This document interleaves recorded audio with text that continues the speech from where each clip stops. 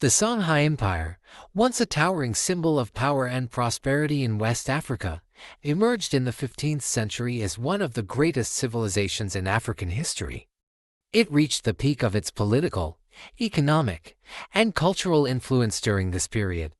Born from the remnants of the Ghana and Mali empires, Songhai grew into one of the largest empires in Africa. Its vast territories spanned across what are now modern-day Niger, Mali, Mauritania, Senegal, Nigeria, Guinea, Gambia, South Algeria, Burkina Faso, and the Ivory Coast. Encompassing approximately 1.4 million square kilometers, the empire was nearly a quarter the size of Europe, a testament to its remarkable expansion. Songhai was not only a political powerhouse but also a cultural and intellectual epicenter, significantly shaping the broader West African region. The origins of the Songhai Empire trace back to the mid-800s when several small farming and fishing communities began to unite along the fertile banks of the Niger River. Initially modest and scattered, these communities gradually coalesced into a nascent civilization. The Niger River, with its strategic location and abundance of natural resources, played a crucial role in the development of the Songhai Kingdom. Its waters facilitated trade, transportation, and communication, connecting the Songhai people with both sub-Saharan Africa and the Mediterranean world. By 800 AD, these growing communities had established the city of Gao, a settlement that would later become the heart of the Songhai Empire. Although initially a small trading post, Gao's location along the Niger River helped it grow in significance, attracting traders, scholars, and travelers from across the region. Gao's growing prominence caught the attention of the Mali Empire by the early 14th century. In 1325, Mali conquered Gao and incorporated it into its vast empire, bringing the city under its political and economic control. Under Mali's rule, Gao prospered, benefiting from the empire's extensive trade routes and its position as a crossroads for goods and ideas. However, despite its integration into the Mali Empire, Gao's independent spirit never fully diminished. Over time, internal strife, economic instability, and external pressures weakened the Mali Empire. The decline of Mali in the 15th century created an opening for the Songhai people to reclaim their independence, setting the stage for the resurgence of the Songhai Kingdom. This resurgence was led by Sani Ali, a military genius and charismatic leader who reshaped the destiny of the Songhai people. Sani Ali's leadership proved pivotal as he utilized strategic brilliance and audacious tactics to reclaim control of Gao and other key territories. His military prowess allowed him to expand Songhai's borders significantly, securing vital trade routes and consolidating power across the region. Through a combination of military conquest, diplomacy, and strategic alliances, Sani Ali laid the foundation for the rise of the Songhai Empire, marking the beginning of a new era in West African history. His leadership not only restored Songhai's autonomy but also set the empire on a path to becoming one of the most powerful and influential states in African history. Sani Ali, who ruled from 1464 to 1492, became the first truly transformative figure in the history of the Songhai Empire. His reign marked the beginning of the empire's rise to power and influence, surpassing even the mighty Mali Empire.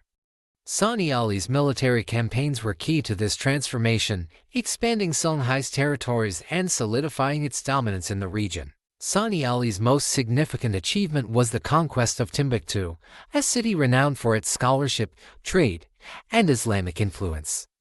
Timbuktu had long been a center of Islamic learning, attracting scholars, traders, and pilgrims from across the Muslim world.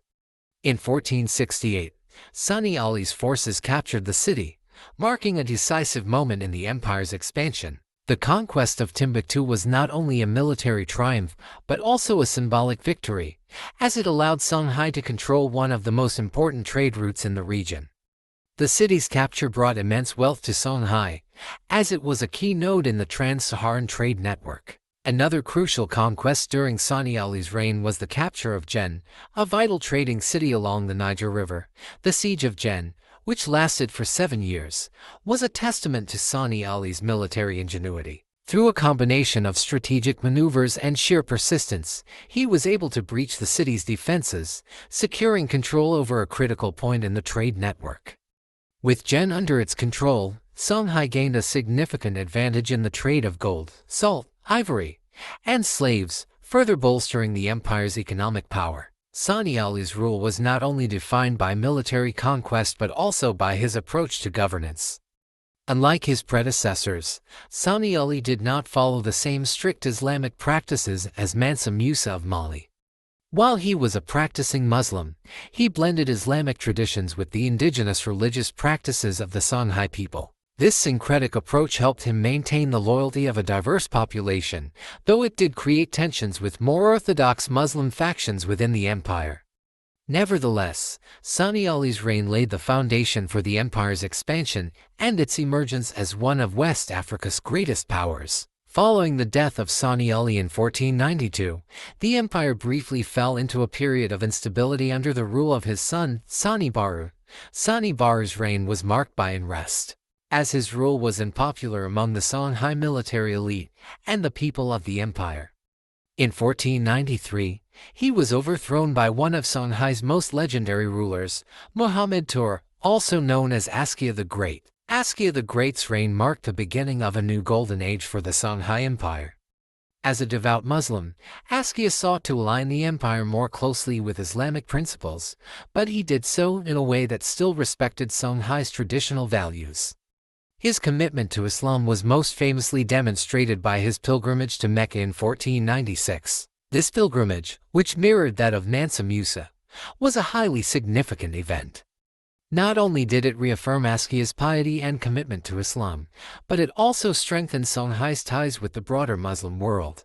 During his journey, Askia met with prominent Muslim scholars, traders, and leaders, forging important diplomatic and economic relationships that benefited the empire. Askia's reign was also marked by a flourishing of culture and intellectual life.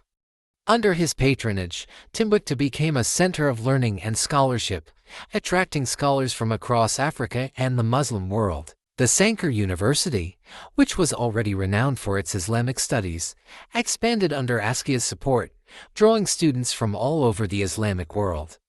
This intellectual renaissance helped establish Songhai as a leading center of knowledge in Africa, with the empire's capital becoming a hub for scholarly debate and research. In addition to cultural achievements, Askia introduced a series of political and administrative reforms that strengthened the empire.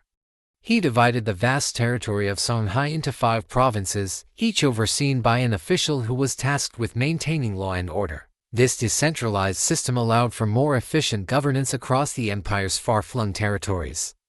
Askia also implemented Sharia law, combining it with traditional African customs to create a legal framework that balanced Islamic orthodoxy with local traditions.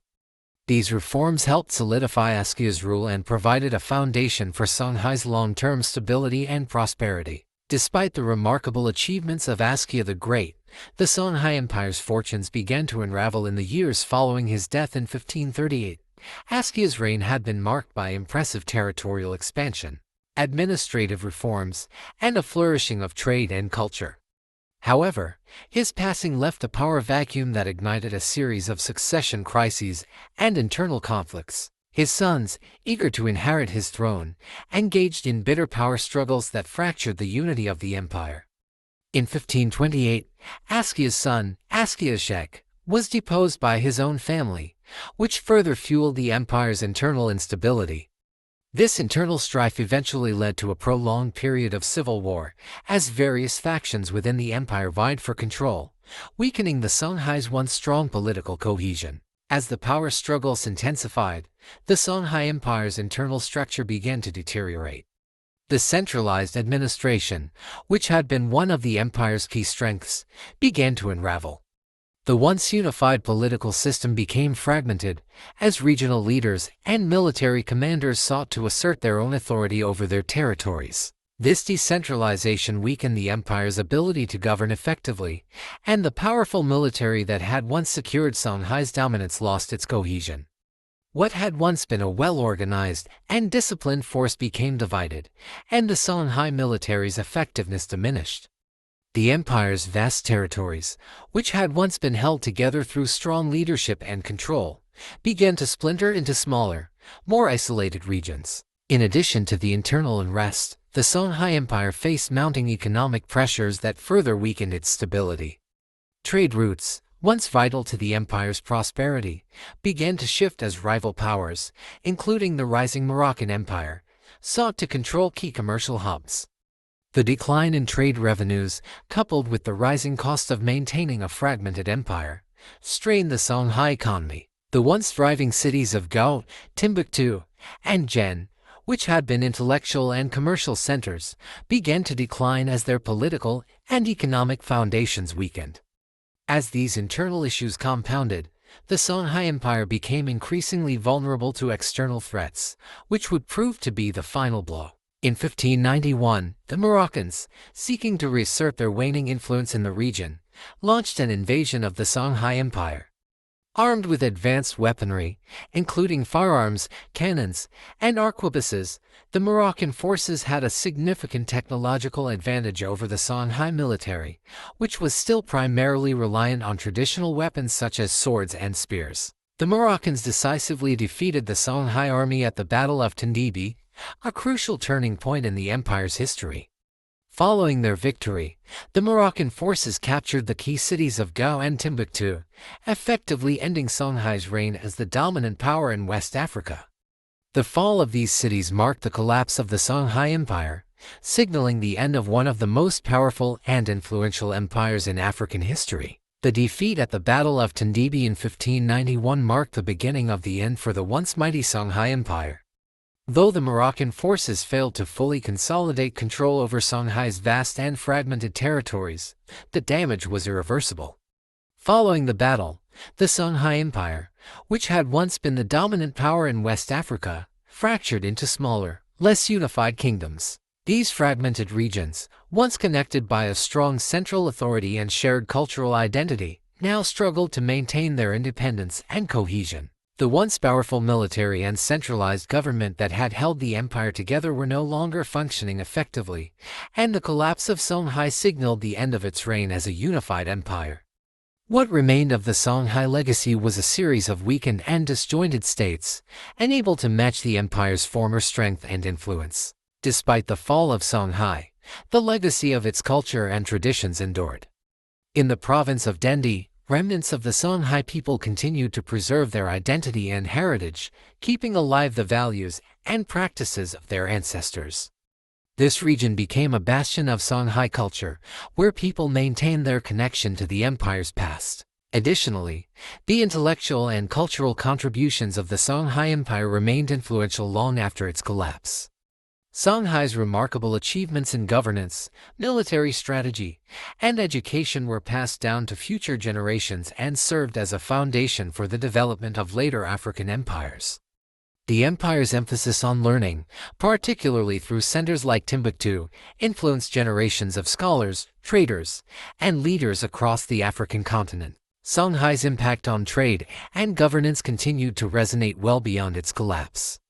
The empire's vast trade networks, connecting West Africa to Europe, North Africa, and the Middle East, helped to shape the economic landscape of the region for centuries. Songhai's highly developed systems of administration, which included well-established trade policies, taxation systems, and an organized military, provided a model for future African kingdoms and empires. The emphasis placed on knowledge, particularly in the fields of astronomy, medicine, and mathematics, influenced a generation of African intellectuals who continued to build upon the empire's legacy.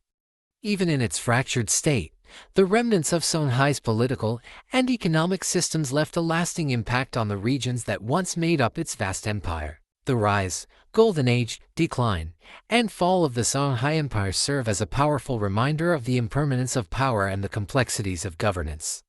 Though the empire no longer existed in its original form, its cultural, intellectual, and political achievements continue to resonate throughout history.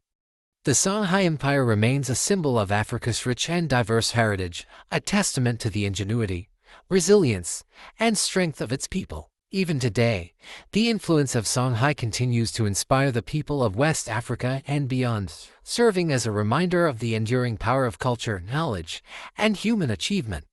Through its legacy, Songhai has left an indelible mark on the history of Africa and the world, shaping future generations and enriching the cultural fabric of the global community. Thank you for watching. If you enjoyed this video, don't forget to like, share, and subscribe for more fascinating stories from history.